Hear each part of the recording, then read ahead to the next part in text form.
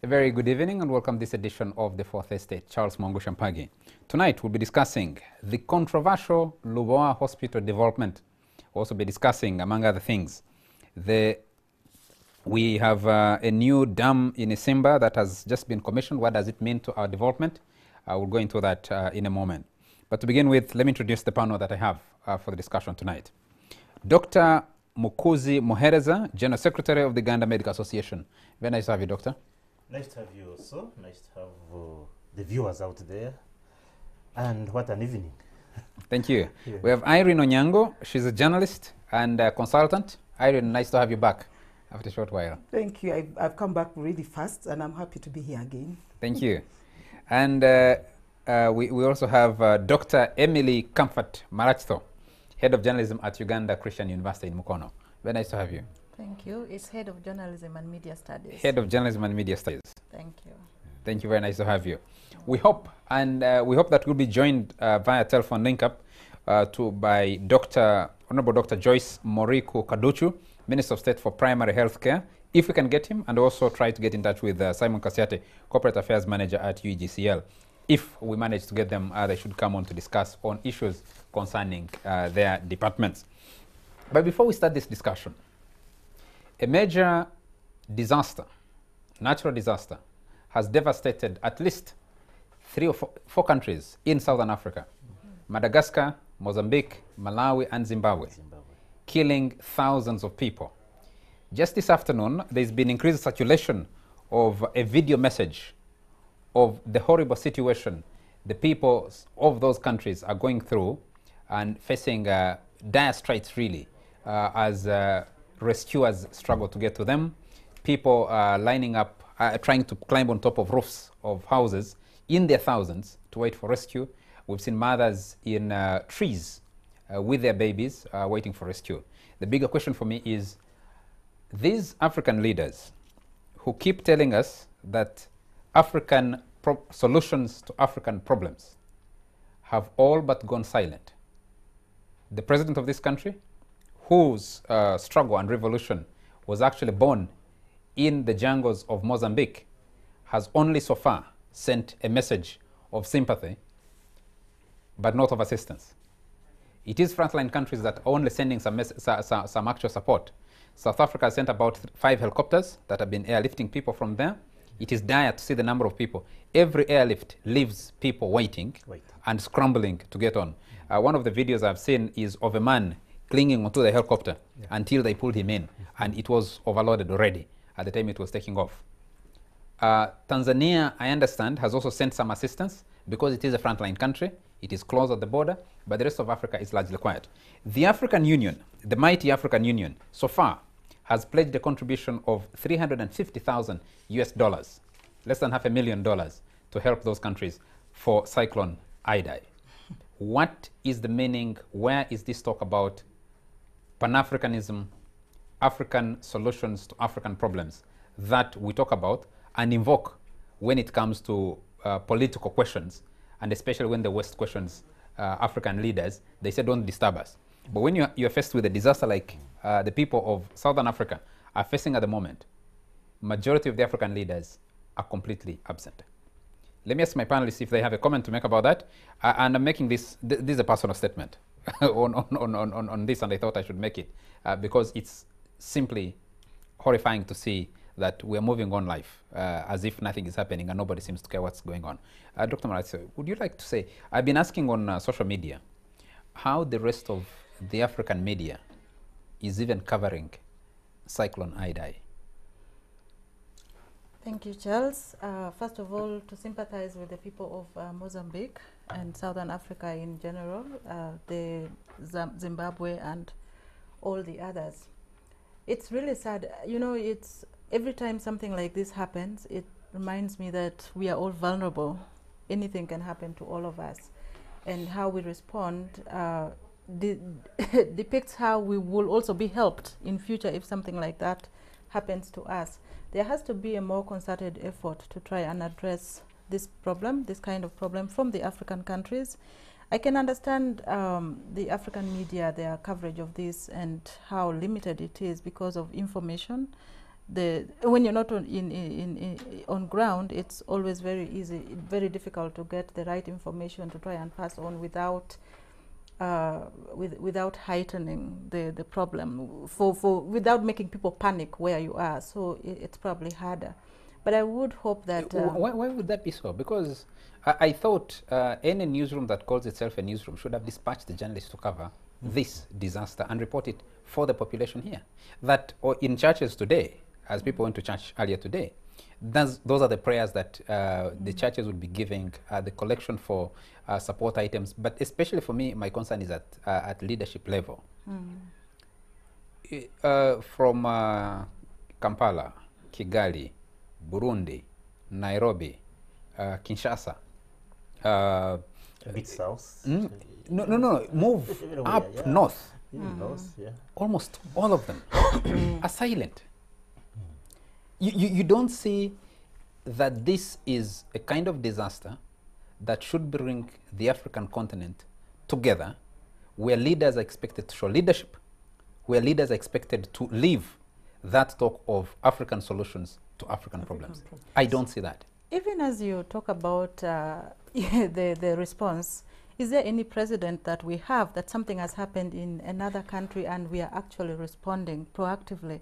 We are looking at how we as individual countries can make a contribution towards them. It's very limited. This talk about African problems being solved by Africans and so on is usually rhetoric, is usually to just draw a line and say, please do not come, this is not a subject for you to talk about. Stay there on your own and leave this to us. The African Union is, I don't want to say that it's less functional in terms of responding to issues like this, but we've not seen practical ways that the African Union has actually responded beyond sending army or contributing to the wars, to solving war problems in Somalia and other countries. It's usually about security. When it comes to social problems, practical problems, I haven't really seen any to talk about. Dr. Muhereza. Yep. Have you at the Medical Association had a discussion about this? Are you dispatching a medical team to help? Because you expect that after a disaster like this, large sections of those countries are still underwater. They're still submerged. And the risk of waterborne diseases and other things like that. First of all, like my colleague, I want to condole with everybody who has lost his life, livelihood, but also in a dire need of help. Has the Uganda Medical Association, is it ready? I can largely say that we have the infrastructure ready. We have the human resources. It is a matter of organizing us. Now, who bears the cat becomes the biggest question. And this brings us back to, the strata of society. As an individual, how do you feel about this? When a gunman gunned people in Paris, Hebdo, it became a hashtag for everybody. Charlie Hebdo. Charlie Hebdo. For us here, as an individual, I don't know when I last changed my hashtag towards that. Maybe I'm the only one, but how about the general public? How do they view this as at the individual level? What does it say Exactly. about us as a people? Exactly. Beyond here, because you could be in collaboration with the Medical Association in Kenya, in South Sudan, if one exists, in Sudan, in Ethiopia, in Djibouti, in Eritrea, in Kinshasa, in Central African Republic, Ghana, all over the continent. There is an amalgamation of all medical associations, and I have seen calls for a response. And as we have said, that we are ready, most of us, not just only Uganda Medical Association, but other associations. I have seen Kenya responding, I've seen Nigeria. We are ready, but who can organize us into a very good response? Who can do that is who bears the cat. And to me, most of the eyes seem to be focused on WHO, focused on maybe Médecins Sans Frontières. So how can we have our own responses? How can we have our own initiatives that can answer such things? This is a take-home, but this is also something that we should really look into ourselves. How do you organize ourselves to respond to such? Irene, you're recently out of, you're one of the most active in the newsroom. And for a long time. Yes. Watching the response, watching whether this is a story that makes sense and resonates to the rest of the continent. It does. It makes a lot of sense. This story is so close to us and it looks like it's so far. But if the meteorologists are saying it's actually the reason why we are experiencing this kind of weather, then we should care. At least we should care. And not if it is just near there, then it is about to reach us. That said, I don't know, Uganda was so instrumental in fighting Ebola, going to Liberia and doing all those things, and we had so many heroes, both alive and dead. Uganda has been to Somalia to fight wars. Uganda looks like it's that instrumental country that goes to places. So it is surprising that, there's something that has grown in Uganda that I don't know if it's individualizing things, every time. Because now something like this happens and we're not even talking about it. Just even talking about it. And like Doctor has been saying, who's going to bail the cat? I mean, somebody needs to be, we need to have a responsive, we have a whole ministry of disaster preparedness. I mean, can't we do something? But is this at government level? I thought government would be provoked by the reaction of the citizens, of the people. What is the government doing before the citizens react? But no, you raise an interesting example. It should be individual pushing the agenda of the government. It can be all through it. It doesn't have to be only the government. We cannot look at the government alone. But you seem to be a lone voice. What have I done myself? Whom have I pushed? To what extent have I gone? Because, as I said, I remember that one was posted there, the Coalition of African Medical Associations. But we don't seem to be moving. We don't seem to have a clear plan. What kind of debates followed? The debate is, let us first assess what is happening, even if you are to fly, where do you land? Yet we have people who are experts in disaster. People who would be, frontline completely. We are the one who know this terrain. I mean, Tanzania is next door, Rwanda is next door, everybody could be next door, even us.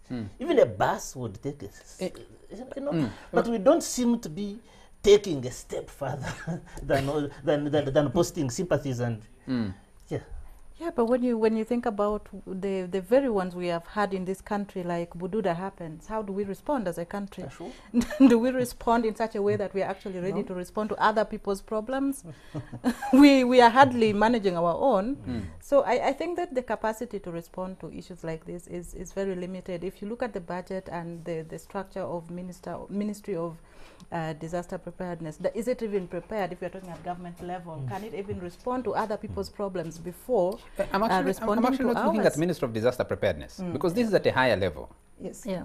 This is a response that leaders at a national level and citizens would generate a response towards. That's what I think. And that is where, for me, is there's a lot of absence. The silence is deafening. Indeed. Those small messages of sympathy that have come through are shocking, to say the least, because if you've been touting and saying, wait a minute, leave us alone, we can solve our own problems. Yes. And then you have a real problem and everybody's absent, almost everybody's absent, apart from South Africa because it's a frontline state. It's also bigger, it has a bigger economy and has closer historical links. Tanzania, I'm told, has responded because it's also a frontline state. The people in those countries are looking for water, they're looking for food, they're looking for blankets, they're looking for basic things for survival. And one of the other things you'll notice from the images we've seen, at least on TV, that it presents for me what we normally don't see. The people had, the victims had done everything in their power. The houses are fairly decent, even when they have been devastated. The developments, it's only that Mother Nature has defeated them in a manner they did not expect. And there were no early warning systems because some of the flooding struck when they were in the dead of the night, when they were sleeping. They were not able to evacuate themselves and the means of evacuation. And what you see, you continue to see, is this presentation of the despair that defines a lot of the African continent and wherever black people are. You see that coming out in what you see. reinforcing stereotypes, reinforcing a lot of things that you don't see when there are disasters Yes, in I other think, parts of the world. Charles, I think we need to unlearn some things as Africans, because we can't. Let me tell you. Let me give you a scenario. If right now the UN or somebody came, some international body came and went somewhere inside those areas that are affected, and people knew that there are volunteers there that are going to get some small money, you will see people rushing there. We have become terrible people. We don't know that we can be a solution to any problem. We always want people who have some kind of advantage in our brains, or maybe a different skin color or something. We never think about us doing the small we can do to start, so as people can come and, you know, join us or pick up where we've started, or meet us halfway. We are waiting for some UN body, some WHO, someone to come and say, you see, this is what you should do. The church in Australia has given you this. I don't know what. This country has given you. I mean, we can come up with things. We are manufacturing our own small things. We can come up with small things, like we are doing some medicine here. We have plastics. We have some small things. We have mattresses. There's things Ugandans can give, as you know, just giving, and let people know that, you know, Uganda is giving this to, say, Mozambique, to Zambia, some country that has suffered. I've been waiting for those countries to issue an international appeal. And when they issue an international appeal, I think the focus will not be on the African continent. No. The international appeal. Because they know you not respond. From history, it's hard to comprehend. So I apologize to both you, the panel, and my viewers. Final, I think, Charles, Yes. I was just beginning at the government level, but we have to look at the kind of things that African citizens actually struggle with within their own localities. And that's why even when Bududa happens, how are people like Jinja responding? Jinja, not far away. Jinja, Iganga, and those areas close by, how are they responding to Bududa? Are they actually practically lifting themselves and going to solve the problem? Probably not. So if a country is like that, you expecting its citizens to deal with the problems of another country is very complicated. She mentions the case of Ebola.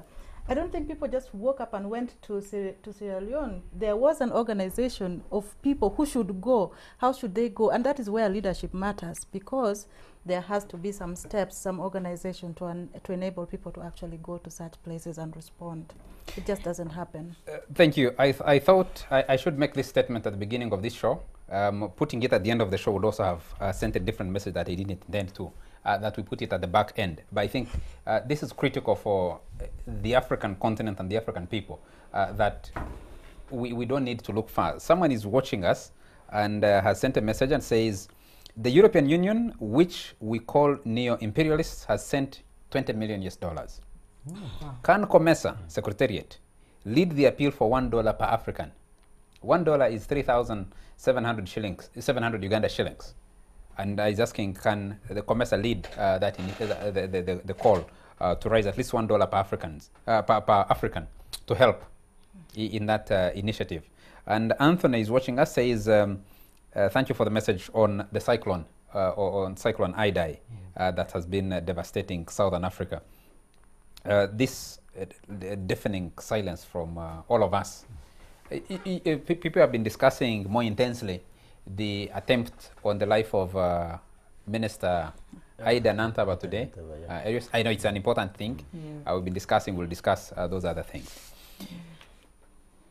Gentlemen and ladies, let's go back to what we intended to discuss at the beginning, which is the development of a specialized hospital at Lubowa. It was the subject of the Panorama investigation that my colleague Emma Mutaizewa did, and it's been a subject of intense debate. The government of Uganda has guaranteed a loan through promissory notes worth $379 million to the investor. That's a total of about 1.4 trillion Uganda shillings. And this is supposed to handle specialized cases. But it has generated intense debate and controversy. One, over the price tag to it. Two, the manner in which the government is supporting the investor, offering land and offering to guarantee the borrowing for this money. And three is how government has responded to the public hospitals that already exist here, whether it's giving them the same attention. You at the Uganda Medical Association Yes. have been debating this, and you have views on it. So let me start with you. What are your concerns about this? The concerns, but concerns aside, let me first have a preamble and say that Uganda Medical Association, but also the general medical fraternity, is in support of such a hospital, and probably even more. Why? Our numbers are increasing. We are one of the fastest growing population. Our disease patterns have changed. By the way, I don't know when you last had malaria, even you watching me. We have kicked malaria out of Kampala. Okay, that is a political statement. Maybe we have significantly reduced malaria in Kampala. Why? Because it's simple intervention, mosquito nets. So we are looking at more of NCDs, non-communicable diseases, instead of infectious diseases. And this hospital responds to this. However, after the preamble, is that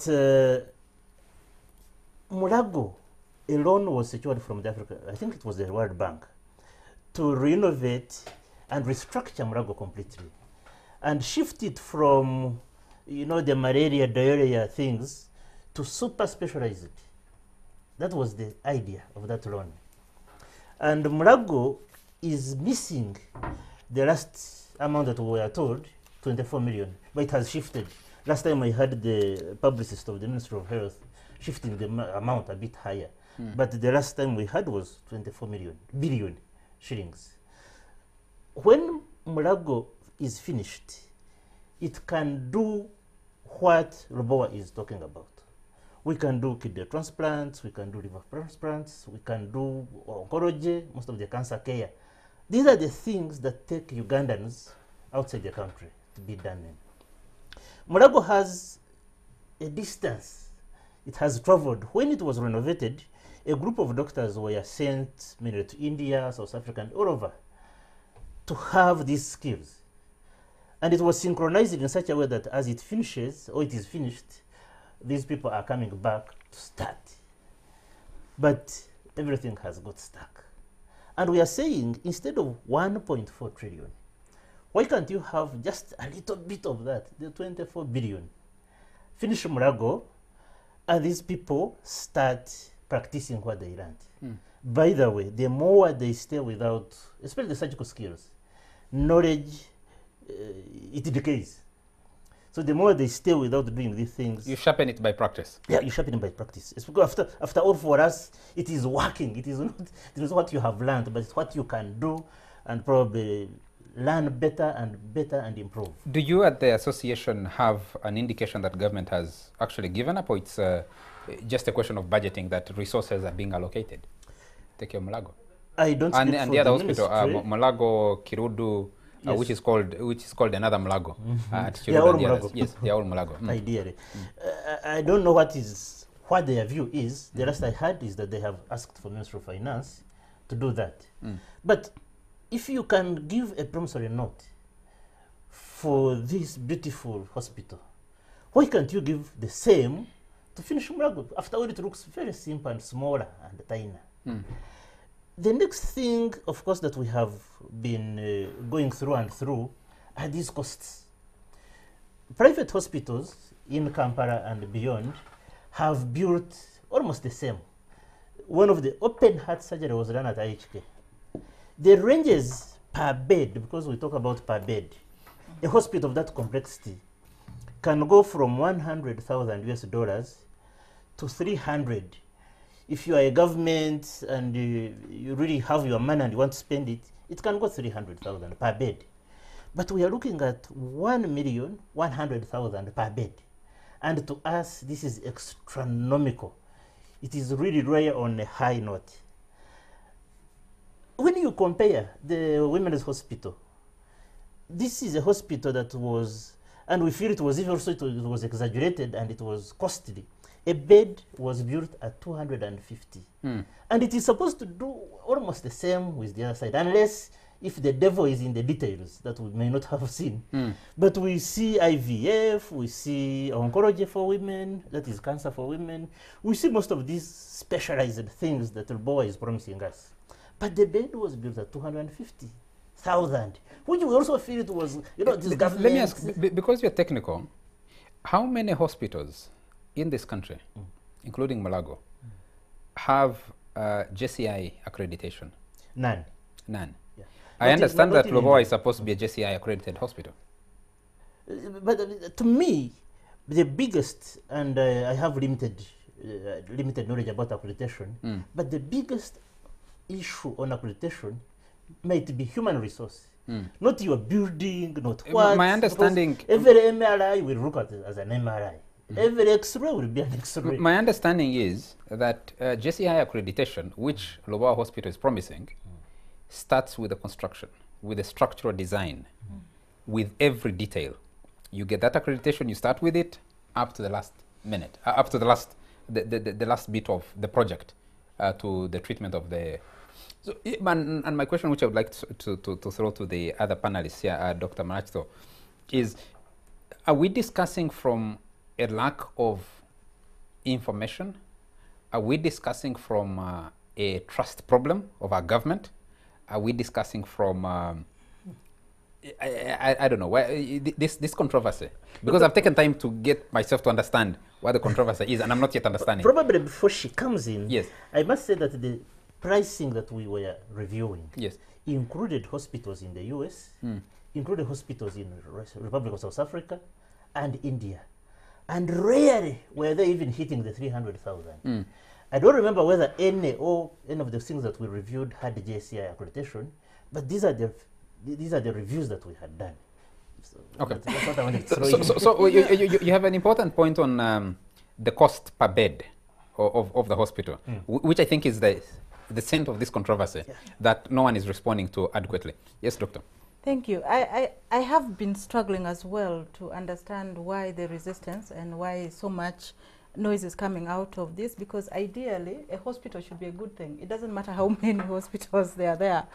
And moreover, a specialized one, if we haven't had one, should be a very good thing. Infrastructure development is generally expensive, so we should be saying, oh, nice, someone is building a very specialized hospital in our country, and maybe instead of sending people to Nairobi, there will be people coming to Uganda for medical treatment. That's the promise. Yes, and that should be generally a good thing, because then there are cases within the country that you can actually address from here. But I'm beginning to think this is more about, as I listen to my brother here, and I've watched the Medical Association and many other people talk about this. It's always in relation to Mulago, that why can't we finish Mulago fast? Why can't we do this with Mulago? Mulago can do what that is promising to do, but maybe not. I think that we are struggling with a trust problem. There's already one question is about why give money to an investor? Why promise an investor a loan when they should be coming with their own money and putting on the table and saying that, okay, this is our money and this is what we want to do, and then we see how to support them. Because don't forget that we talk about public-private partnership all the time in this country, and that usually means that the government is also playing a role. There's nothing illegal or nothing wrong about the government actually playing a role in terms of such infrastructure development, because of the colossal amount of money required. But the problem is once people see the amount of money involved, even when we do not know. I am not a medical person, so I cannot know the cost of building a specialized hospital like that. This sounds like a lot of money that can pay fees, build universities for everybody. A layman is looking at, we have so many problems, poverty is doubling and so on. Why don't we solve those problems and not the other? But some things have to be done. If it is required, it has to be done. The only thing for me is at what cost are we doing it? And who is going to benefit? Who is it going to service? Can the ordinary Ugandan actually get service from such a hospital? And can people from other countries eventually come here to get treatment and we get some of the money back? I also saw that there's a promise to hand this facility back to the government after some period of time. Yes. I think 10 years. So in terms of 6 years. 6 years. In terms of a typical private-public partnership, this should work. We should be interested in the details. What are we missing? Is there anything that is there anything that could have been done differently in terms of the costing of the hospital as he's talking about? Those details can be discussed, but to even dismiss it as a whole, I think is a mistake. Irene should help us. She's the journalist who's been on the desk editing some of these stories for many years, and knowing what goes on. What is the basis of all this suspicion? What do you think is the problem? From what I hear, I don't know, everybody wants a hospital, of course, and we want good things. But you know, when you look at, first of all, the exaggerated cost alone, issues of corruption in this country, where most Ugandans have lost any hope of corruption ever ending or going away from this country. So when many of them, when they hear these figures and all those things, they just know somebody wants to shortchange us again. That's the feeling. There they go again. And you know, because no, let me tell you, that's what I know. Now I'm just speaking like a journalist. Yes. You know, when you hear people saying, you know, all this money, what can this money, could this one have done? The doctor has just said that it is a $1,100,000 US bed hospital. Why I don't know if there's any hospital in Africa that is that expensive to put up. So why should we be the first? Yet we have so many issues, Charles. Me, I wouldn't even go for Mulago Hospital. Just go to a health center first. I mean, can't we get this money and just improve the health center first, where you can't even get a small cut stitched because there are issues, where you can't get a mama kit because there are no gloves, you have to bring your own. You know, when you look at the person, whenever I'm discussing such things, I look at the lowest person. You know, this hospital is going to help the people that can still seek further treatment outside Uganda. Right now, Nakasero Hospital looks like the hospital where every government official goes, even if it's not a government hospital, but it's like their first aid hospital, where they go, stop a bit, and then they go wherever they have to go. I don't know why we should care about the 1%. The Speaker of Parliament has just transitioned through there. She has been transferred. I'm not insinuating anything about her, but I'm just saying that's the hospital they go to. What I'm saying is, why do we care about the 1%? Those people who will still go and get treatment either way, with or without Lubowa, and go to any country because they're all over the place. I have been told. And we ignore the people. I have been told, and we'll pick this up after a short break. I've been told that whether people go through government, because the attention has been on how much government spends on its officials or people who go through the medical board to get treatment abroad. Our doctor will help us with the numbers when we come out of the break. But you have fundraisers that have become also common, almost for everybody, who has a complication. Cancer, people who need dialysis. All the time in the and media. yes, and people are running around to raise money to send people for specialized treatment, including as near as Aga Khan Hospital in Nairobi, South Africa, Germany, India, the United States. And that this hospital project in Lubowa would be able to keep some of that money, because no one goes alone. You go with caretakers. There are non-medical expenses that come along with that treatment. We'll pick this up after a very short commercial break. We'll be right back.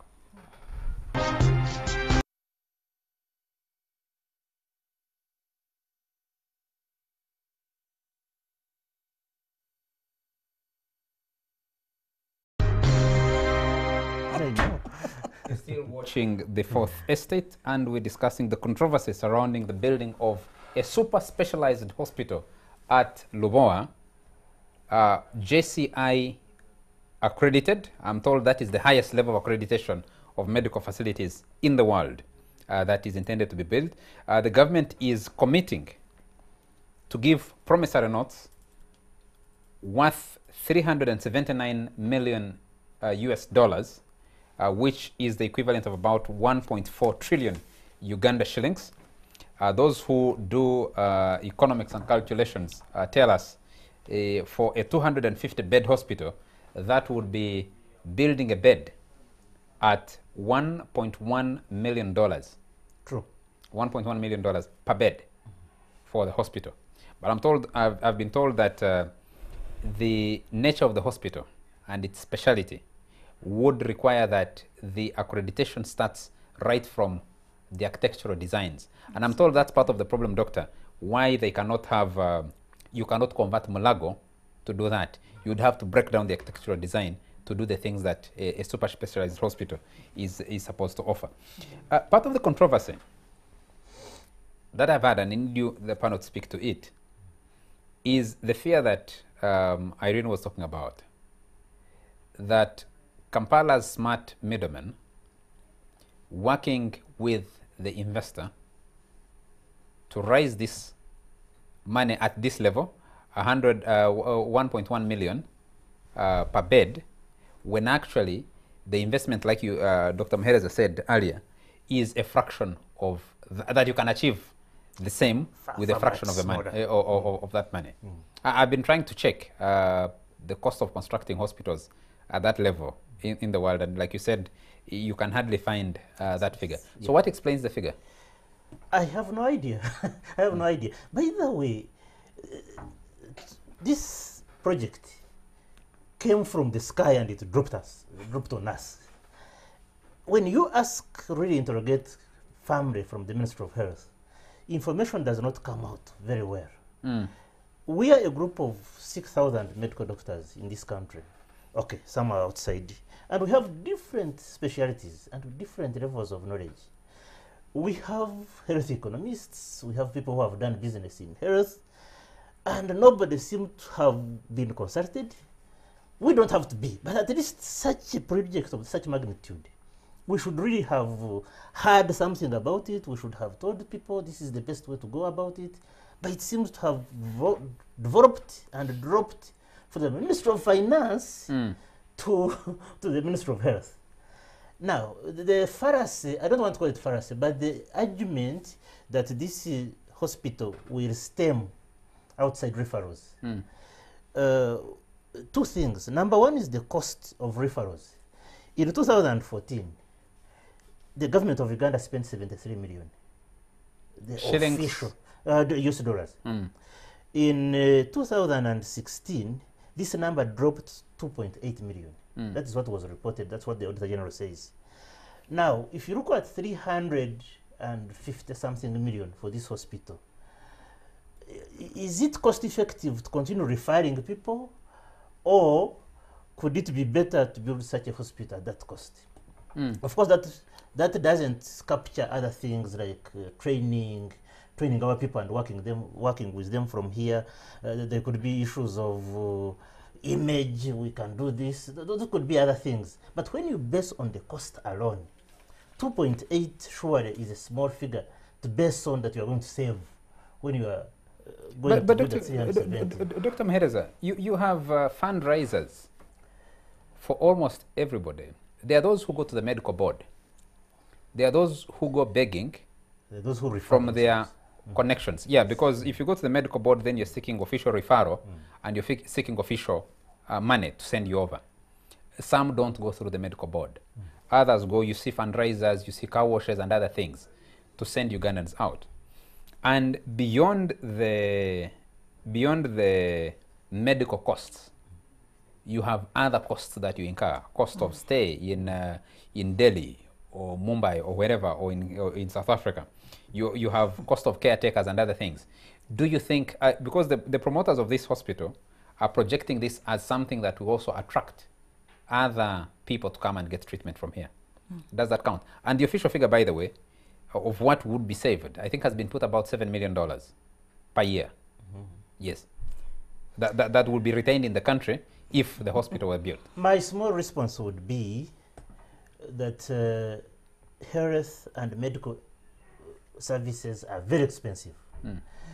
Whether you go to India, whether you go to Lubowa, there are some things that you will save, but medical services are very, very expensive. We have a heart surgery, by the way, here. We have dialysis all over this country. And we know that not everybody who wants it can access them. Why? Because of the cost. So unless we are sure that the structure is there, people are paid and motivated to work in that structure, supplies are there, we may get a very huge elephant. I think it could even be like 2 elephants in one. Standing there and saying that we are supposed to be saving, yet we are not saving at all because of those costs. How are they going to be What's your managed? primary concern at the Medical Association about this project? As I said, we support this, but how it is done is the most important thing. And to us, there are some things that we really feel should be very important. Finish Murago produce the people. By the way, people could practice, they could do research, they could teach, they could do all that from Mulago. Number two, review the cost. And the saving there alone, have at least a CT scan in every regional referral hospital. Have doctors. But this is supposed there. to be private money. So what saving are you talking about? No, but the government of Uganda is giving a promissory note. Yes.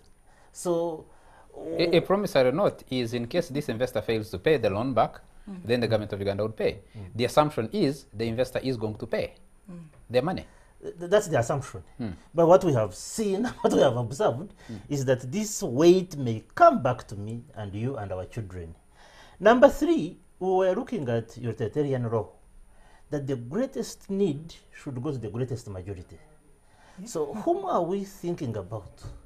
When the 14 referral hospitals are not doing well, really, when we cannot have radiotherapy in every regional referral hospital, I have left malaria and antenatal care and mosquito nets. I'm looking at specialized care.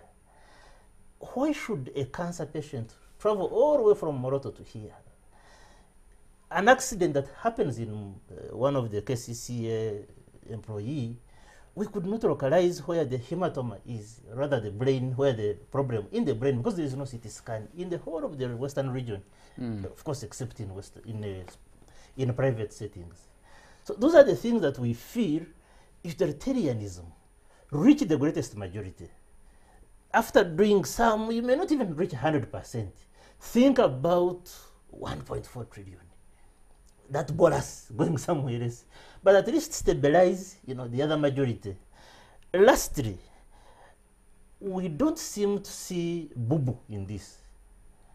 There are so many health facilities which need just a small thing that can set us up. We know the Uganda Heart Institute has a cath lab, they have personnel, they have everything, they have the theaters, they are waiting for intensive care. And intensive care is locked up in Mulago. They cannot do the heart surgeries they want unless Mulago opens, because you cannot go on somebody's heart unless you have to intensively care for that person. We are looking at very few things in the Cancer Institute. If managed and tweaked, they would have a lot of effect. We're looking at private hospitals. I knocked about IHK that did an open heart surgery. How much have we supported them? If they came, Nakasero, maybe a consortium or other people, and say, give us that money, do a promissory note on that, and guarantee us that you are going to care for us or support us, how much can they go? After with these experiences, with working in this area, how much really can they go? Lastly, is the human resource. Are we ready? All Italians are going to be from here. Probably some oil tycoons go there in the hospital and get the services, and then go back. They give us a share of a hospital, probably with some equipment, but without the skills. How have we synchronized the labor, the skills, by the, even the management itself?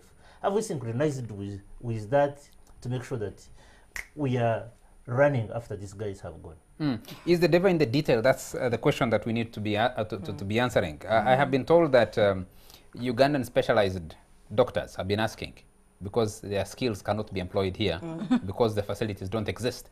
So they have been spending time outside, but also that this would be a training ground for Ugandan doctors with the international doctors. But Gift in Nansana is watching us and says, all that Uganda needed yesterday were strong institutions as opposed to strong individuals.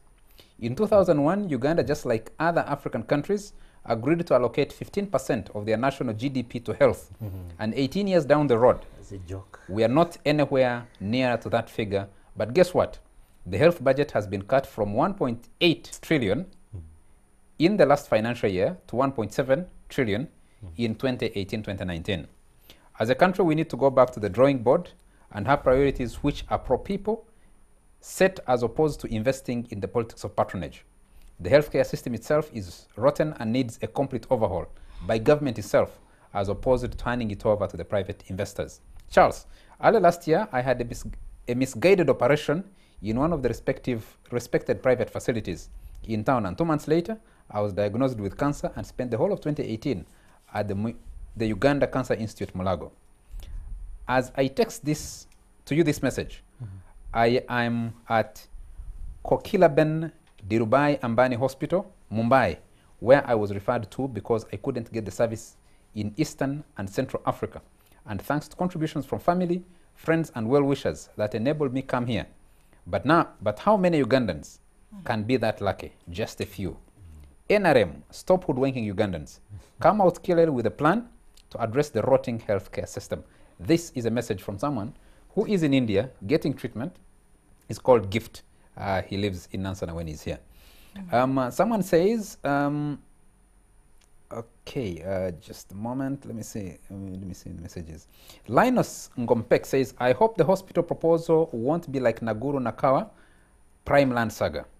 Government must revisit the whole Lubowa specialized hospital saga. Not so long ago, Buganda Land Board was claiming that land. What's the status now? Linus Ngompek, Agago. Another viewer here says, okay, this I have read already. Someone says, staffing norms, health center 2s, 9 staffers. Health center 3s, 19 staffs. Health center 4s, 48 staffs. District hospital, 175. Regional referrals, 393. Do they exist? Is the question. Let me quickly snip No, in and as you get... just hold it. Hold it, Okay, please. it's okay. A listener here says, these are gymnastics being played by the guys who have got vested interests in their personal gains, not for the public. In public health planning, the denominator is always the lowest class of people, the ones council Kiruda calls Omuntu wa wansi. Council Kirunda. On government as a guarantor, if you're a guarantor for my loan and I default to pay, you are obliged to pay. It means Ugandans will have to pay. This is going to be exactly like the money that was given to Kananathan of the government's factory in Bugolobe. The healthcare is sick of quality service delivery and not of those super high quality infrastructure. If so, then complete renovation of Mulago. Thanks, Dr. Kasaija. I'll take another message. I'll take one more message. And then we can move on. And okay. I think, Doctor, you wanted to comment. I wanted just a quick comment. That, could you hold it, please? I have these ladies sorry. and they haven't said anything. Sorry, I'll come to you. Sure, it's okay. I'll come to you after. Yes, Doctor. Actually, I will stay with the principles. And the first principle is that a specialized hospital is not a bad thing. And there are many things that it can do. And if we are talking about Vision 2040, that somehow we have a certain vision to develop this country and move the population from one stage to another. These are some of the things that have to be done. And in this country, we have a liberalized economy where the private sector has to play a hand and the public sector also does play a role. And when you look at it, I'm actually currently doing research on short medical missions. This phenomenon of people, that's why I was saying earlier that I will need you. The idea that specialized medical doctors and medical personnel in general come from developed world to developing countries to deal with specialized issues. And there's a lot of that. And the reason that happens a lot is that there are certain needs that are not usually met within. And by the way, even now, there are many private sector hospitals. The Catholic Medical Bureau alone runs about 315 hospitals in this country, from level 2 to almost a national referral. Because Yes. Lacho and the Zambia here, Yes. you may think this, you don't know whether who refers to who. Sometimes Yes. Morago refers to Zambia and you say, hey, now what is this? So Yes. yeah. So we cannot say that, okay, Mulago has to be the only place. By all means, let's complete Mulago. Let's do what it takes to complete Mulago and make it functional and ensure that our doctors actually can use their skills there. But for me, the real issues are if we have a Lubowa there, can ordinary citizens also get services? Would it significantly reduce the cost of getting specialized treatment? If this person who has sent this message, assuming that this hospital was already here and the specialists were here, they wouldn't need to go away. They would have to get it from here. And that means as an individual, their family and friends would have to pay less than they are paying now to go abroad. I think that we cannot think about infrastructural development in terms of it is going to serve only a certain level of people, especially for health, because the cost of doing business here, Charles, is very, very high. And I have had a lot of comparisons about how, well, we are building the most expensive road because Nairobi has done it cheaper. There are many other drivers of costs that we don't think about. There are many things that Kenya has institutionalized that allows for investment to happen at a much lower cost than the same investor would have to cough out here. So we have to look at a number of issues in terms of cost drivers. What are those things that drive the cost of investment so much from setting up investment? And how has government actually performed in terms of creating an enabling environment for investors to come in? And that's why you see sometimes they have to move out to bring these investors at a certain cost. They may not consult the people who are doing the work because they have stumbled on somebody who's willing to come, and ordinarily this person would not come. How are we performing in terms of business environment in the region? We are doing very badly. Our cost of setting business is very high. So these are some of the things for me that I'm going to request that you hold your thought. I'll start with you when we come out of the break, but let me take a message, two messages. These are concerns as Ugandans. Number one, the investor has come totally with no money. Number two, the investor has got free land. Number three, the investor is going to use our own construction company, Rocco. Questions. Why didn't the government borrow and contract Rocco or any other company? Number two, there is something totally wrong with the whole agreement, which the whole nation needs to be told.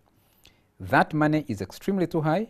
We shall be having the same issues like that of primary school opposite Crested Towers, which was given out during Chogam and ended up being totally a different thing. Something is wrong with the whole deal. Please note, elections around the corner. That's a message from Waswa. Another listener here says, and let me see what this gentleman saying. Lubowa Hospital, dead on arrival. Why can't some of these hospitals be built up country? Government should think of strengthening the existing health systems first before Lubowa Hospital. Daniel Roy Odur. I will also take, yes, the many messages here. Let's use the 1.4 trillion to buy medical insurance for those special Ugandans who must be treated at the expense of the rest of helpless Ugandan taxpayers, rather than going through the gymnastics of legalized corruption. That's a message from somebody called Joachim. I'll not say the full, the other names. Another one says, kindly tell me the meaning of the word investor. I thought he had his own money. Pole Kayanja Rally in Fort Portal. Another listener called Tugume Emma says, once the government can't improve our healthcare without privatizing such specialized health care services, I am sure that soon we are likely to see the government taxing the citizens for the oxygen they breathe in order to service the loan once the investor fails to realize profits. Tugume Emma in Fort Portal. Another viewer says, Uganda also needs help. I doubt it has the capacity to help others. On the investor, I think that's in relation to the disaster in Southern Africa. We all need specialized treatment in Uganda. However, instead of building a new hospital in Lubowa, why don't we strengthen Mulago for that purpose? To what kind of investor borrows our own money? Nteja Simwi.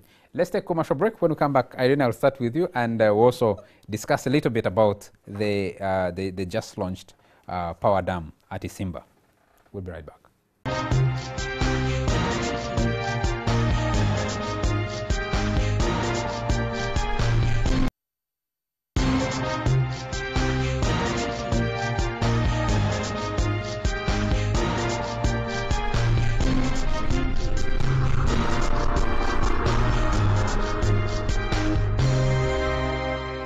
Welcome back to this last segment of the Fourth Estate. We've been discussing the controversy surrounding the building of a super specialized hospital at Lubowa by a private investor called Finassi.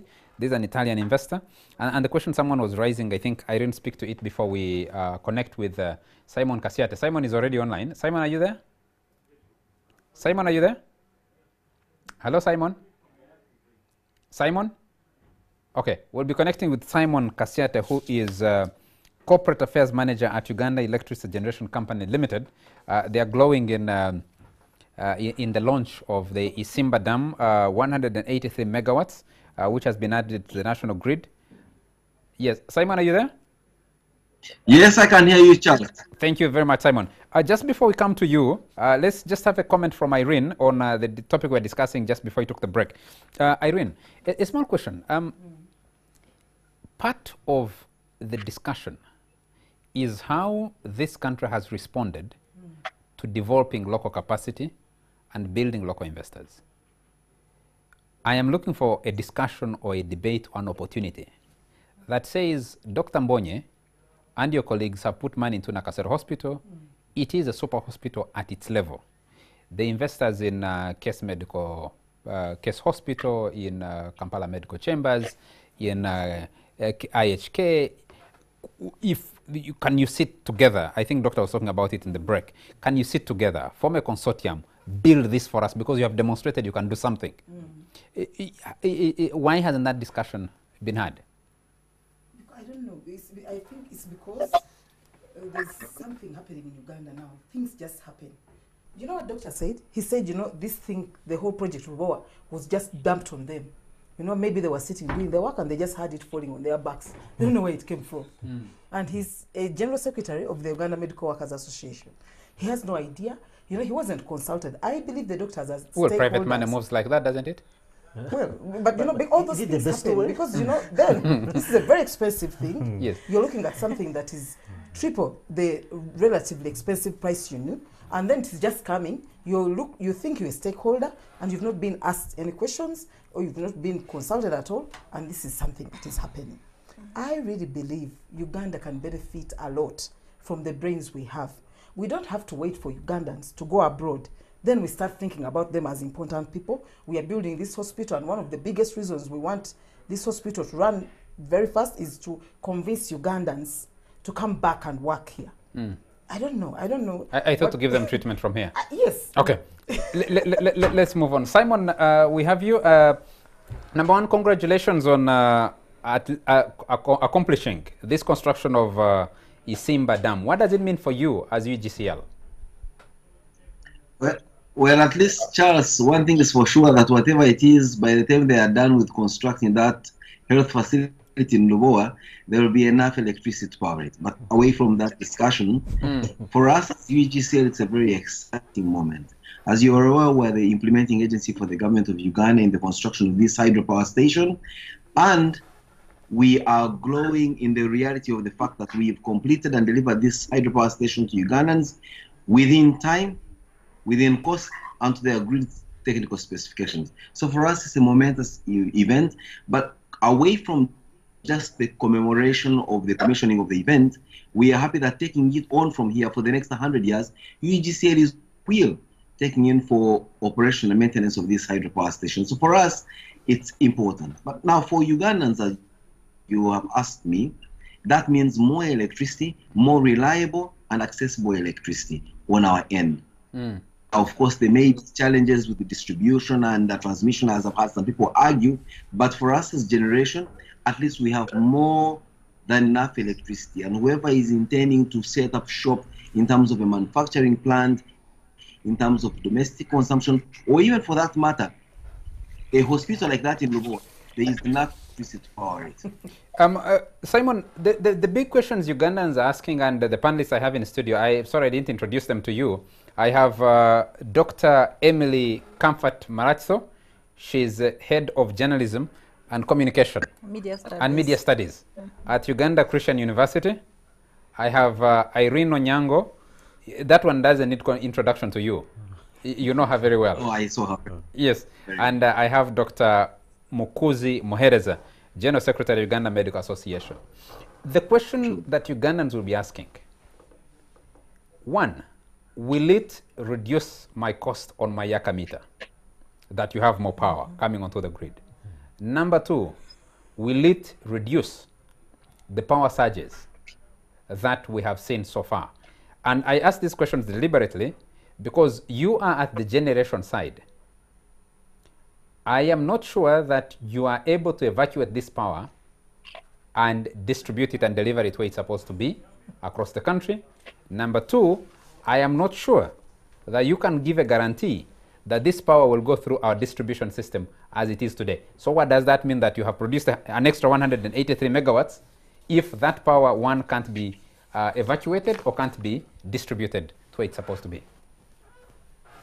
Thank you, Charles. I'll answer your question in succession as you've asked it, because you asked two questions in one. Yes. One thing is for sure. This dam has been built by taxpayers' money at 15%, and the other 85% was a concession loan from our friends at the Exim Bank of China. Now, concession loan means that this loan is at a very low interest rate and be paid over a long period of time. It means, therefore, that we are going to generate our electricity at a much lower cost than, for example, the Bujagali Dam that was built by a private investor, the Aga Khan, for that matter. But now, the cost of electricity is not just a snap of the finger as you may wish to have it, just like I, who's an electricity consumer.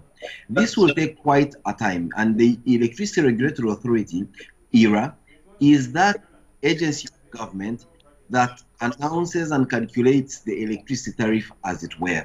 But on our end, we know that we are generating this electricity at a lower cost than any private investor, for that matter, would have constructed that dam and delivered the electricity unit to the transmission company limited. So we hope, indeed, that eventually this electricity will come at a lower cost. Just as a matter of fact, from our generation what is the promise? alone, What is the promise you're making to Ugandans? Just a moment. That we'll be selling a unit of electricity at 5 US cents or below, as compared to 8 US cents, which Bujagali sells its electricity to the hydropower, so to the transmission company limited. So therefore, we will bring down the weighted average of a unit of electricity to the consumers. That is a given. Secondly, you are asking, is it going to reduce the the amount of outages and, of course, give and take the challenges within the distribution and transmission network? I have told you live and clear, you cannot distribute or transmit what you do not have. What we're giving you is more electricity than what is already existing. There may be some challenges within our transmission and distribution system, but one thing is for sure, this guarantees a reliable source of reliable and, I must add, affordable electricity. You were wondering whether this is going to be distributed and, of course, transmitted where it's needed the most. From Isimba, we have a transmission line to Bujagali. Bujagali is on the national grid. So one thing is for sure, you better not worry about the transmission of electricity from Isimba. It's already on the national grid and it will be distributed to wherever it is needed. Of course, the distribution company limited, which for many of the viewers now will regard as Umeme, there may be some gaps to be filled with regard to the network, but that's something that is being worked on, including the Rural Electrification Agency that's going ahead to build those lines to the last mile of consumers in those areas that are not urban centers. So, Charles and viewers, the Isimba Dam commemoration, or should I say commissioning, presents a huge ray of hope with regard to electricity distribution, with regard to amount of electricity available, and of course, without a doubt, the amount of electricity available for our use as domestic users, also for industrialists. I'll give you an example, Charles. If you recall correctly, in the last 1 month, President Yoweri Museveni has been going across the country, launching factories and other manufacturing plants. I'll tell you, if this country just got 4 factories the size of roofings, the amount of installed capacity we have in Isimba would be up and consumed, because roofings, I am told, consumes about 50 megawatts of electricity.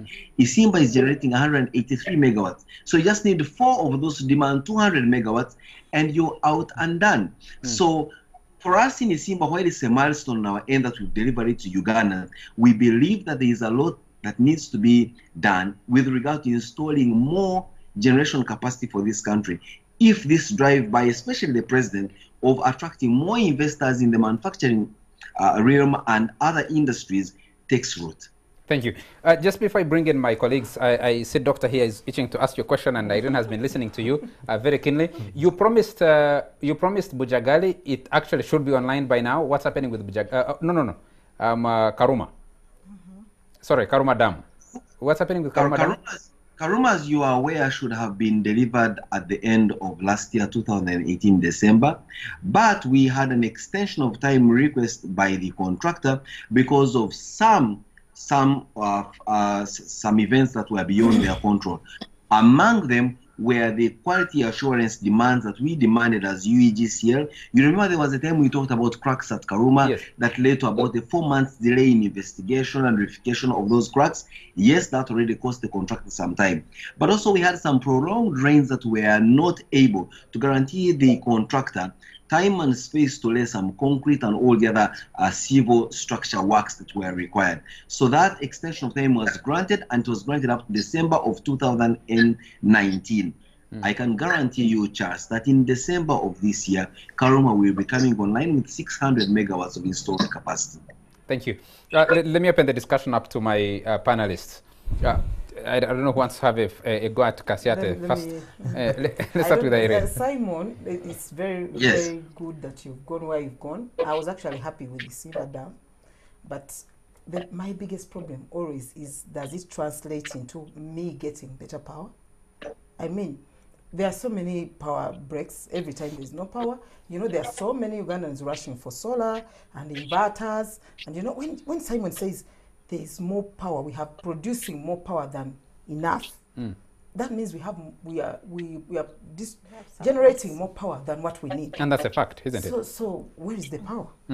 Like when I'm in my small place, I'm wondering, so where is the electricity?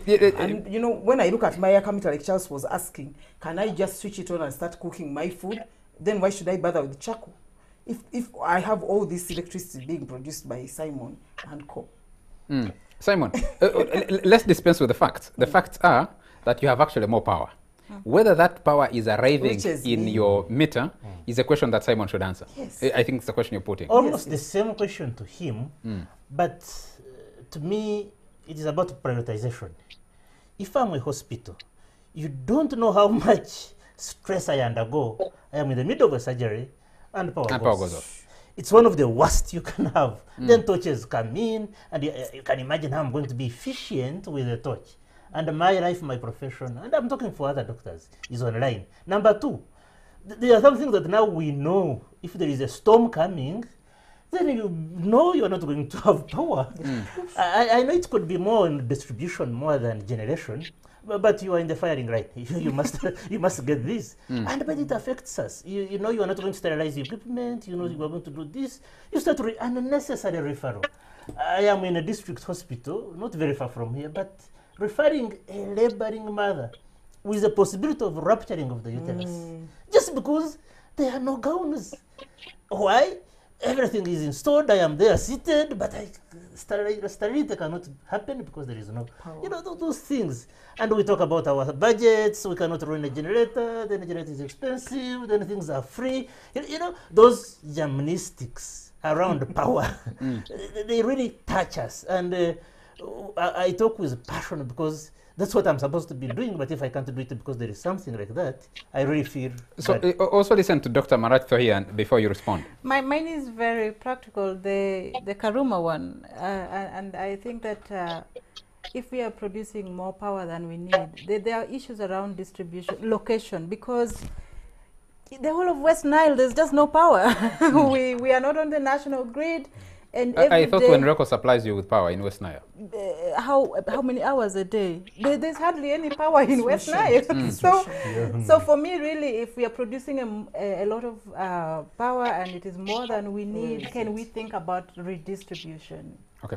Let me reframe what they have said in one question for you. What kind of conversation are you having as one government agency with the other units that were from the unbundling of Uganda Electricity Board to create UEGCL, UEDCL, and the distribution? What kind of conversation are you having to address the questions that are coming from here? Charles, I will start with the last concern, that there is no power in West Nile. From Karuma alone, we have 3 transmission lines as part of the Karuma hydropower project and of course, transmission project. There's a line coming in all the way to Kawanda, and that already has been built to a large extent. And if you drive along the Gulu-Kampala highway, you've seen those pylon signs and some stringing being done. There's another line coming from Karuma to Orio. Orio is towards Pakwach in Omoro district. And you will notice that that line is supposed to serve the greater part of West Nile as well as South Sudan. There is the other line going into Lira, which is supposed to serve the greater northern Uganda. Now, of course, with West Nile, without a doubt, we know that from Orio, there should be, and there is indeed, according to what I've heard from my colleagues at Uganda Transmission Company Limited, Uganda Electricity Transmission Company Limited, a line coming from Orio all the way via Pakwach to Arua and to serve the rest of the West Nile region. But let's not forget that we are also developing, we as UEGs here are also developing a hydropower station in West Nile, Nyagak 3. Construction work did start a couple of weeks ago, but the most immediate one is the Orio line. How much power will Nyagak put on the grid? You asked me about the conversation that we are having. Without a doubt, we are having a cascaded conversation that we as Electricity Generation Company Limited are putting online, like you rightfully indicated, more than enough generation capacity on the grid. Is there capacity to transmit it and distribute it? Now, with the transmission, they have faced a couple of challenges, which among them is acquisition of land to pass the way leaves. As you're aware, our law allows individual folks like yourself and myself to own our land, and when government projects are passing their lines or other facilities along them, we have a challenge of compensation. Now, you know that President Museveni earlier on last year did traverse the whole country arguing that when a government project is supposed to, take use of your land, you better allow first and foremost, and then whatever contestations there are, you may go to court, and then you can sort those out, but should not stop a government project. That did not carry the light of day. So for the most part, many folks continue to frustrate government efforts to allow electricity lines to pass through their land, and of course, other forms of infrastructure, including roads. So that alone is bedeviling the distribution and transmission of electricity. However, needless to mention, like the doctor rightfully said, it is indeed frustrating when you are in the middle of a surgery. And surgery is the art, because that's between life and death. I mean, take an example of those who are watching us now. You're right in the middle of a conversation that you want to listen to the very end, and bang, electricity goes off. There are many factors that contribute to electricity going off on a line. Some are self-made by we customers, others are grid-related. And I'll start with the self-made conditions by we, the consumers of electricity. Doctor, you know that 3 poles away from your hospital, I'm sorry to mention this, but a drunk colleague could be returning home and bang, they knock a pole. What happens? That will cause a surge on its own. So we've had instances of such accidents that would have otherwise been avoided, but they're accidents caused by we, the consumers, inadvertently. We also have cases where lines are vandalized. You find folks who believe that to treat some skin ailments, they need to get transformer oil from transformers that are alive with electricity. So we've had cases where folks climb up transformers and siphon out transformer oil, which in itself causes a surge in the neighborhood. Now, beyond the technical issues that the transmission and distribution company limited need to answer, we also, as a people, need to realize that we are responsible for our own mistakes, and some of the transmission and distribution mistakes that happen and lead to blackouts are self-inflicted. You remember the recent happening when a line was vandalized in Lugazi, and, well, for the most part, we missed out a popular talk show of a popular politician coming in from the USA. Pure vandalism, in as much as the coincidence, of course, could have been argued that was out of malice aforethought, but nonetheless, that was vandalism, as it were, at its very best. So, Charles, there are many contributing factors towards not having electricity on our mains, and key among them are those incidents that are self-inflicted. I'll add one for you which you missed. We are responsible for the wiring of our houses, at least for landlords or people who own houses are responsible for the wiring of those houses, and sometimes they wire them wrong. But Simon has not. Without Simon, even mentioning that, Charles, just a little addition. every one of us who has got a car, one of the number one considerations we make while buying a car, we look at the backside of the car and consider the CCs this car consumes. I would want to pose the question to those panelists you have with you, Irene and the doctor and the rest.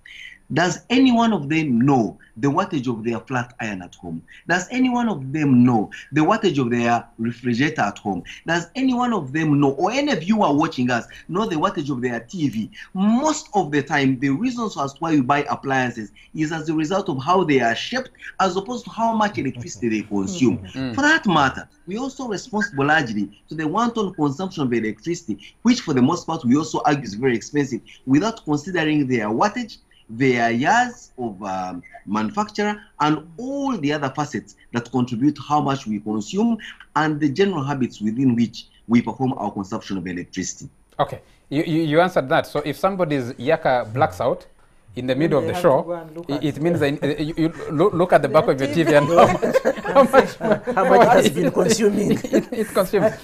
Let's bring this conversation back in. And Simon is still there on Skype. We spent $566 million on this Isimba Dam. And like he said, Yes. $481 million was from the Exim Bank. Yeah. It is the balance that is locally sourced. I was part of a conversation on on Thursday, on compulsory land acquisition. There is an amendment that government is mooting to that Compulsory Land Acquisition Act of 1965. It hasn't been formalized yet. It's still in very, very preliminary stages. But Simon raises the question of evacuation of power. From my conversation with people who are involved in this, evacuation is the biggest headache that the Simons at UGCL, the contractors, the people at Uganda Electricity Transmission Company are facing at the moment. Forget for the moment the derelict distribution network that Umeme runs today. Evacuation, and part of that is contributed to by people insisting you can't run through their land if you haven't compensated them. Do you have a comment about that? As electricity consumers? Yes, I know people that have been compensated actually for lines of electricity going through their lines. Some people are compensated for those poles going past their the pylons. The pylons, the poles. Okay, those ones, whatever, the electricity going through graveyards. There are certain things that you hear and you wonder how that happens. But like I told you, issues of corruption in this country, you never know. The Simons need to look a little deeper at their background. I mean at their backyard. Because there are people who do things that you will not believe, Charles, in this country. You will not believe some of the things that happen. When people know this line is going to go through here and they do things you never believe in this country, making it almost impossible for the government to do some of those projects. And it's all, so it becomes a very big problem. And yet, on the other end, there are people that genuinely need to be compensated. Okay. My small take on that is that this is where we started from almost. Issues of trust. This is a beautiful thing that you compensate. No, you grab the land. No, not grab. You take the land for public good. It can never be more beautiful than that. But when you go into the details, how is somebody going to evaluate it? Is he going to get Njauro?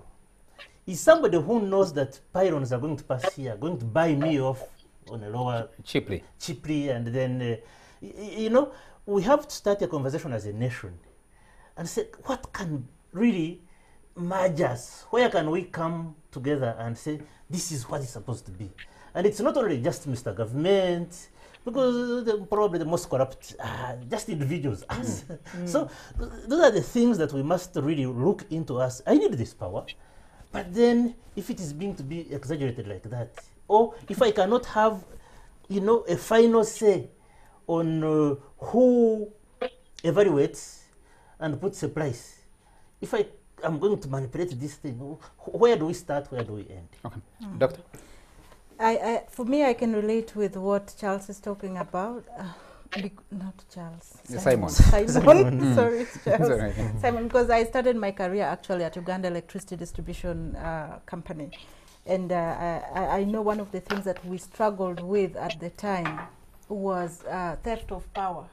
It's just a huge part of that. And now when I see how Meme operates, I think that has reduced, which is a good thing. There are not as many people stealing power as when I worked for the distribution company then. But the electricity thing is one of the biggest cost drivers of investment. I think earlier I was talking about the many cost drivers of investment in this country. And if we're having more electricity, that is definitely a good thing. Is it translating to lower cost of power in real terms? I'm not sure that is going to happen soon. I think for most of us, of course, he's talking about the appliances we have, but electricity is expensive in this country. When a few years ago I lived in Nairobi, and I never worried about using hot water, I never worried about using my electricity any day. And here, as a working person, I worry every day about my electricity. True. And many people do. So there are things that have to be addressed in terms of costing electricity for domestic use, in terms of lowering the cost. If we are indeed producing more than we need, how are we going to use that to spur development? How can people in Arua, people in Kabale actually use electricity to create employment, to use it for getting more into the economy, getting more income into the economy? Otherwise, it is extremely expensive. I know someone who does a welding business, and sometimes it takes them 2 weeks to get a door done because the electricity is not there, usually up and down, and this is in West Nile. So the amount of electricity we have should be able to translate to lower cost of power for people, should be able to drive development, should be able to get more people using electricity. To this day, people still ask, why do people in West Nile need power? Who will get onto the electricity anyway? People are too poor to afford power. How do you even ask such a question? Because people have not really understood the kind of driver of economic development that something like electricity is. If you have electricity affordable, more people are going to invest, more people are going to use it for productive purposes. Thank you. Simon, we're coming back to you as we get out of studio. We're gobbling up all these loans, especially from the Chinese. You have 481 million for Isimba Dam. I don't know how much you're spending on Karuma. I don't know how much you're spending on Nyagak. I don't know how much you're spending on the other mini hydros across the country. Can we afford these as a country? Charles, in Karuma, just for the record, we are spending 1.7 billion US dollars, which is about 5 trillion Ugandan shillings. Can we afford it? I believe with the concession loan to be paid for over 30 years at a rate of about 2% or thereabout, we can afford it. Now, someone has just been talking about the cost of electricity. Without a doubt, it is our quest as UEGCF to deliver to you the lowest cost electricity, which is affordable. But she also made the juxtaposition with Nairobi, Kenya. I may want her to be honest with you and tell you what a domestic consumer in Kenya does pay for a unit of electricity. You realize that in the East African countries, we are only more expensive than Tanzania, which has a subsidy on their electricity. A subsidy means that old mamas living somewhere in Moshi that do not even have electricity in their own homes, but from their excise duty of kerosene, pay for the electricity bill of a rich man in Dodoma and Dar es Salaam, and that will remove from the Ugandan bill. So the Ugandan electricity may be expensive, yes, without a doubt, but it's certainly better costed than in other countries like Kenya and Rwanda, for that matter.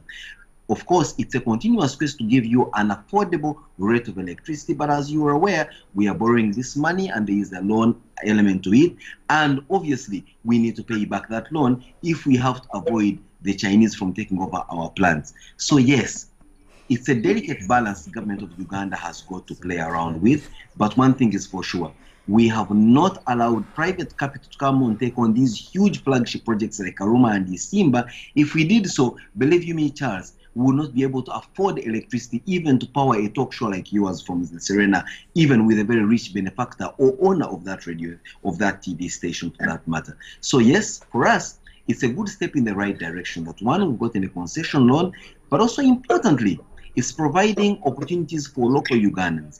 These facilities have been built largely using Ugandan raw materials and Ugandan labor. For the case of Isimba, you'll be amazed to know that for over the 5,000 workers that were on that site over the last 5 years, more than 4,000 were Ugandans, so their lives will never be the same. They've earned money in the last 5 years, they've earned skills they would never have earned, but also importantly going forward, Ugandans are going to operate and maintain this facility, as opposed to previous times when we handed our own government generation facilities to companies coming in from outside the country. So thank you very much, for Simon. me and my colleagues at UEGCL, this presents a ray of hope. And we can only hope that it only gets better, especially when we have fixed the loose ends on the transmission end and the distribution end. But as I conclude, Charles, many people have also asked the question that, look, we have more than enough electricity than we can consume, and you guys continue to pump us with more hydropower generation plants in the country. My simple answer is, one, that when an investor like you, Charles, thinks of setting up shop in Uganda, that decision between when you decide to set up shop and when you have your factory up and running is less than 3 years. You make a decision, buy land, set up shop, and all you would expect is electricity to power your plant. But for the case of putting up a hydropower station like Isimba, you will start from basic principles: seismic studies, environmental impact assessment, compensation and resettlement. Then you do the actual procurement. Then you do the actual brick and mortar. Then you do the test. By the time you're done, a hydropower station in Uganda takes about 10 years to be complete. Now, would an investor like you who plans to set up a hospital in Lubowa wait for 10 years for electricity to be delivered to their doorstep? Certainly not. So what we've done as UEGCL is deliberate. Front load these hydropower projects upfront, and then the investors can come in aware that they have reliable and, of course, affordable electricity to power their operations. Thank you, Simon. Thank you very much. Thank you very much. And congratulations to you and your team for delivering on Isimba. We'll be looking forward to the delivery on Karuma. We'll continue to debate the cost and other things and how many Ugandans get onto the grid. I think now we're at 25% connected to the national grid. We'll continue that debate. And the quicker, the cheaper the power, by the way, for you, the cheaper the power, the more you'll be able to save the environment, and therefore can guarantee the water you need to generate more power. If you don't do that careful balance, you have a problem. Because some dams, especially the mini hydros, when there's a drought, you have a problem because of the water. Time is out. We need to be getting out of here. Just two messages. One is that I have been made to understand that the speaker is making steady recovery at a hospital in Nairobi. That's what I had. Miss Rebecca Kadaga had been admitted at Nakasero Hospital, and she was transferred to Nairobi, but she's making steady progress. And also to extend condolences to Mr. Chris Obore. He was a former panelist here. Now he works at Parliament. He lost a son who was buried on Saturday, yesterday. So condolences to you, Chris, and your family on that loss. Our time is out. Thank you very much, Irene Onyango, for making time for the show. Thank you very much, Dr. Mukozi Muhereza, General Secretary at Uganda Medical Association, for making time for the show. Thank you very much, Dr. Emily Comfort Manatho from Uganda Christian University. And thank you very much to you, Simon Kasiate, for making time to join us via Skype. To the production crew, thank you very much for staying up late to deliver the show. And to you, all our viewers, for watching the show, for sharing feedback with us, and for continuing the debate on social media. And we encourage you to continue this discussion. For me, it's a good night.